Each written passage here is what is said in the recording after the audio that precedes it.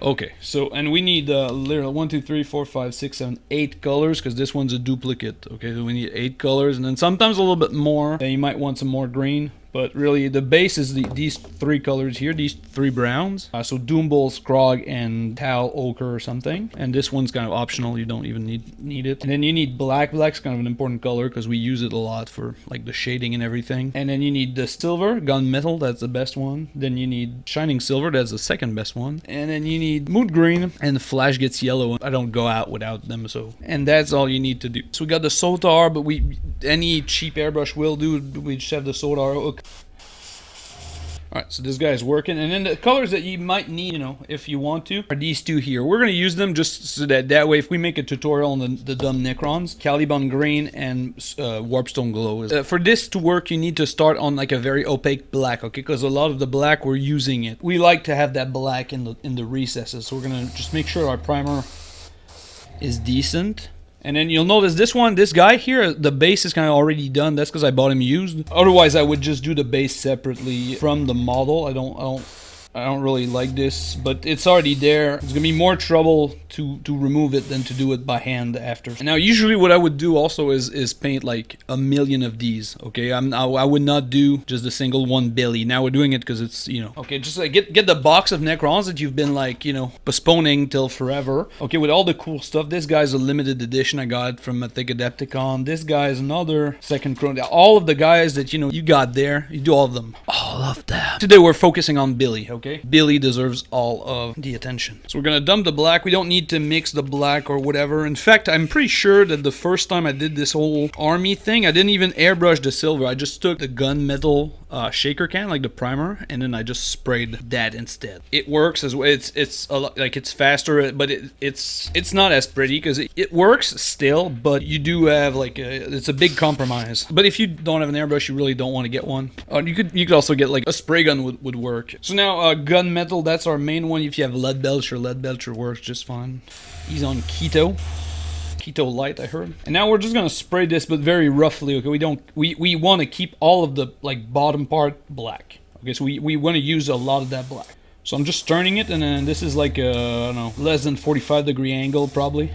I'm just turning it around, but I'm never changing the angle, so it's always spraying towards the bottom, so that if you flip it that way, it's all black. And then you can try to kind of give it like a little bit of like a specific angle to get like some areas that you want silver. Maybe they're too black or whatever, like this, the underneath of the pincer head. So we did that just to make sure it was. So now everything is kind of silver. There's a lot of black showing through. That's exactly what we want. And you can retire the airbrush for now. We're going to use it later, much later, into this whole process. So we're gonna rinse it somewhat thoroughly.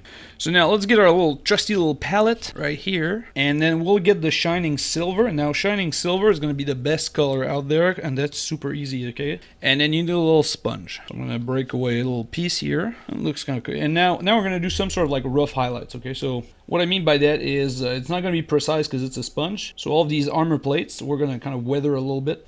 Okay, so and then that just like that. That's all that we need. So now what you get is something like this. And now your silver has like something kind of interesting going on. You can do as much or as little as you like. This is one of those situations where less is more, okay? I tend to put a lot on, and I'm telling you that less is more. So gauge yourself, sorry. So now we got this, and this kind of concludes the silver portion of our show here.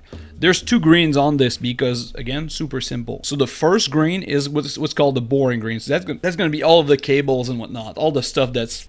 So now we're just going to highlight this with the Warpstone Glow. And we're going to go really quickly with this because it's not really... You know, we don't need anything fancy here. If you want like some really like bold highlights, you can go one step more and then just add that mood green to it, but I don't. Now you're kind of stuck into this, I'm not going to say dilemma, but now you're at a crossroads. You can choose to do all of the glowy stuff right now, or you can finish the base and then do the glowy stuff. So we'll start with all of these areas that are done by the brush, okay? But it's the same 2 steps. Okay, it's mood green, well, 3 steps technically. Flash gets yellow. I use Waywatcher green because I have some left over, but if not, this is thinned down Warpstone, the contrast Warpstone Glow. An extra step, but it's the same 3 colors. You don't need any. The only part I want to airbrush is the big core reactor or whatever, but the other parts I do want them to...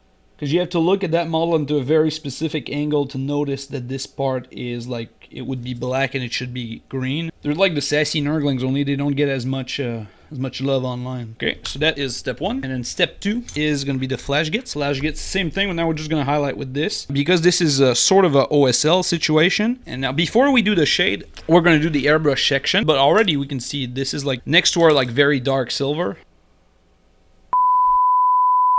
When you disconnect something, it zooms to the most. So when I knocked it over, it disconnected and then reconnected, and it puts the zoom to the maximum. This is okay. So now we're gonna do the big little circle. Now, if you have like a super cheap airbrush, this might be tricky. Okay, this is a Sotar. It's like a super high-end. This one here is a pretty big, so usually you can.